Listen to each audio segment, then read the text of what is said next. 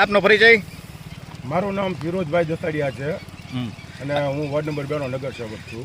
અત્યારે શું સમસ્યાને લઈને તમે અત્યારે હાલ તળાજી નદીની વચ્ચે, જ્યાં નદીનું પાણી તો નથી ચાલતું પણ ગટરનું પાણી ચાલી રહ્યું છે, ત્યાં અત્યારે શું સમસ્યા લઈને ઊભા છો? શું અત્યારે તમારો પ્રશ્ન છે? હવે અત્યારે અમે જે અહીંયા ઊભા છીએ એ રસ્તો પુલ પાકો બનાવેલો છે, બરાબર છે. પુલ જ્યારે તૂટી ગયેલો હતો ત્યારે હવે એ આ નદીનું પાણી આવ્યું એટલે આખો પોપડો જે દેખાય તમને, આખો પોપડો એ જો આ પાણીએ નદીની અંદર ઘા કરી દીધો હોય તો અત્યારે અમારા શાસક પાર્ટી દ્વારા અતિ પૌરાણિક મંદિર અહીંયા આવેલું છે, ધનેશ્વર મંદિર, કે જે લગભગ રજવાડી વખતનું રજવાડું હતું, રાજાશાહી એ વખતનું છે એવું મેં સાંભળેલું છે. તો હવે એ મંદિરે જવા માટેનો રસ્તો આ દાખલા તરીકે લીલાપીર બાપુની દરગાહ થઈ તમારે આમ ઉપર ચડો એટલે અહીંયા મંદિરે જવાય. તો અહીંયા અસંખ્ય શિવ ભક્તો સવારમાં આવે છે.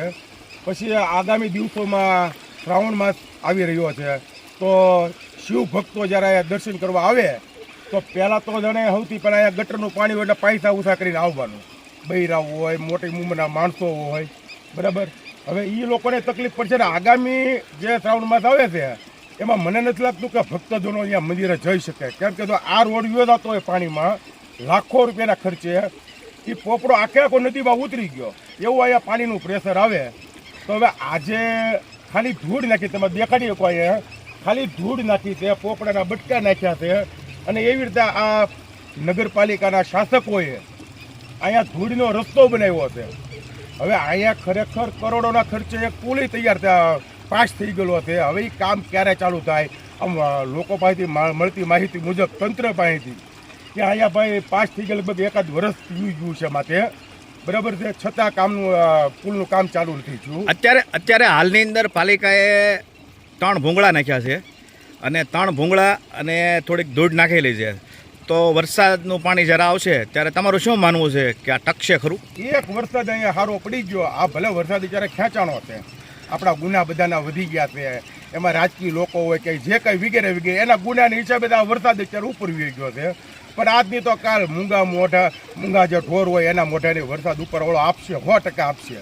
પણ પહેલા જ વરસાદે આ નાળું પાછું પાણીમાં ગરકાવ થઈ જાય, એમાં કોઈ લેખમાં મેખ નથી. તો આગામી સમયમાં જે શ્રાવણ માસ આવી રહ્યો છે તો શિવ ભક્તોને શું તકલીફ પડશે? શું તમારું માનવું છે? મારા અંદાજે તો શિવ ભક્તોને કદાચ આ મંદિરે જવામાં તકલીફ પડશે, એટલે કદાચ ઘણા લોકો તો બીજા પછી મંદિર, આ શિવ મંદિર આપણા ઘણા છે ત્યાં જશે. પણ અહીંનું જેને મનમાં જેવલી જે છે એ લોકો અહીંયા પહોંચી નહીં શકે એવું મને 100% વિશ્વાસ છે. કારણ કે આ નગરપાલિકાના શાસકે કે તંત્રએ જે કાંઈ કર્યું છે એ બુદ્ધિનું પ્રદર્શન કર્યું છે. એમાં કદાચ કાંઈ મફત તો થવાનું નથી. આમાં જેસીબી લાવ્યા છે, ભૂંગળા નાખ્યા છે, પછી ધૂળ માટે ટ્રેક્ટરો લાવ્યા છે, તો એ ખર્ચો 100% પાણીમાં થાય, 100% એમ. અને આ પૈસા કાંઈ કોઈના શેરે, આ તળાજા નગરના નગરજનો જે ટેક્સ ભરે છે એના પૈસા છે, બરાબર. એ પાણીમાં નહીં, પણ આ તો પાણીમાં ન થાય એમ ન કહેવાય, ગટરમાં થાય.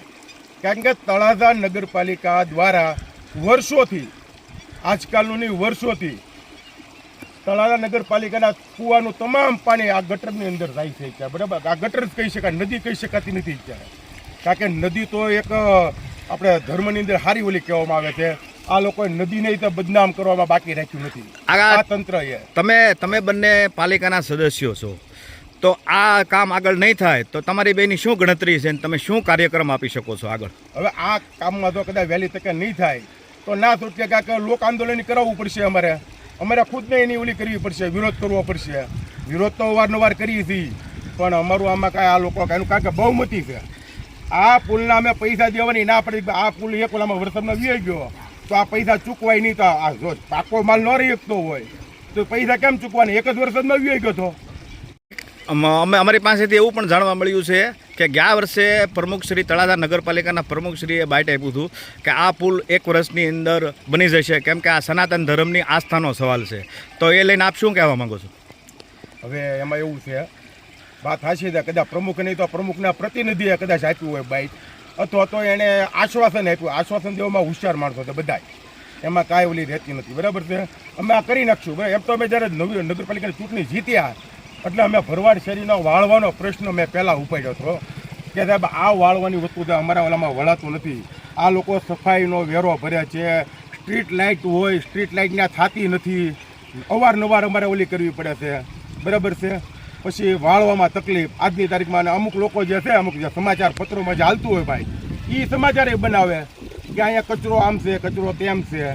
બની શકે અમુક કોઈને બીજી કાંઈ તકલીફ હોય ને કદાચ બનાવતા હોય એવું બને, પણ જે ખરેખર વસ્તુ જે છે. અને એ જે બ્લોકની વાત આવે છે, તો બ્લોક તો આખા રોડમાં જ, આખા ગામમાં જ નવા રોડ બન્યા, ત્યાં ક્યાંય બ્લોક આવ્યા જ નથી.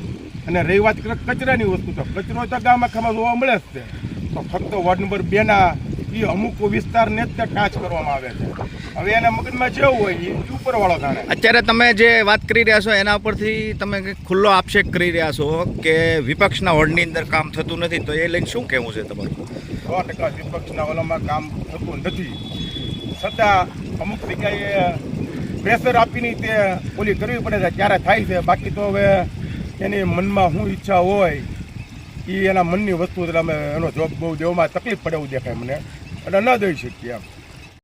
આજે અત્યારે તળાજા આખાનું પાણી અત્યારે જે નદીની અંદર જે ગટરનું પાણી જઈ રહ્યું છે અને આગળ જઈ અને એ પાણી શેત્રુંજીમાં મળે છે, અને ત્યાં એક જબરજસ્ત જેને ચેકડેમ કહેવાય કે ચેકડેમ કહેવાય છે એની અંદર જઈ રહ્યું છે. તો એ વાત લઈને આપ શું કહેવા માગો છો? હવે આપણા તળાજાના લોક લાડીલા ધારાસભ્ય ગૌતમભાઈ ચૌહાણના અથાગ પ્રયત્નો, તેવી જ રીતે કનુભાઈ ધારાસભ્ય જે કોંગ્રેસના હતા એના પણ આવી મહેનત હતી આમાં, અને ગૌતમભાઈ લાવ્યા અને બહુ સારા મારું કામ કરે છે. અને પાણી ભરાય એટલે આજુબાજુનો એરિયો આખો પાણીની જે તકલીફ હતી દૂર થાય. પરંતુ એ ચેક ડેમની અંદર પાણીની બદલે મારા માનવા મુજબ તળાજા નગરપાલિકાનું ગટરનું પાણી એ તળાજાની નદીમાં થઈને શેત્રુંજીમાં થઈને ડાયરેક્ટ ચેક ડેમે ભેગું થાય. થોડાક સમય પહેલાં એવો પણ વિડીયો વાયરલ થયો હતો કે આ ગટરના પાણીને હિસાબે માછલા પણ મરવા મળ્યા છે, બરાબર છે. એવા લોકોના ઓલામાં હતું. ત્યારે આપણે વિદેશમાં જોઈએ તો ત્યાં ફક્ત નદી સમજે છે, તો નદીમાં કચરો જોવા ન મળે. ત્યારે આપણા ભારતમાં તો આસ્થાનું કેન્દ્ર છે નદી, એટલે માતા તરીકે પૂજવામાં પણ આવે છે. તો એની અત્યારે તમે હાલત જોવો તો અહીંયા પાણી ન દેખાય, ગટરનું ગંદકી દેખાય. તમારા કહેવા મુજબ જેને આપણે માતા કહીએ છીએ, જે શેત્રુંજી મૈયા, તેની અંદર જે ડેમ બને છે તેની અંદર નદીના પાણીના બદલે ગટરનું પાણી ભેગું થશે એવો આક્ષેપ કરવા માંગો છો? 100% આમાં પાણી કરતાં વધારે ગટરનું પાણી ભેગું થાય. અને એની અંદર કેટલા પછી કદાચ રોગો ફાટી નીકળે કે જે કાંઈ હોય એના જવાબદાર ફક્ત ને ફક્ત આ તંત્ર હશે. અને એમાંય ત્યાં ખાસ કરીને મારું એક નમ્ર નિવેદન એ છે કે અત્યારના જે નવા ચીફ ઓફિસર સાહેબ આવ્યા છે એ લગભગ કોઈનો ઓલી રાખતા નથી એવું મને જાણવા મળ્યું છે. તો હું નગરપાલિકાના નવા ચીફ ઓફિસરને એ કહેવા માગું છું કે સાહેબ તમે વહેલી તકે આ ગટરનું પાણી તળાજાની નદીની અંદર જે જાય છે એ બંધ કરાવી અને જ્યાં યોગ્ય નિકાલ થતો ત્યાં કરાવવા નમ્ર વિનંતી છે.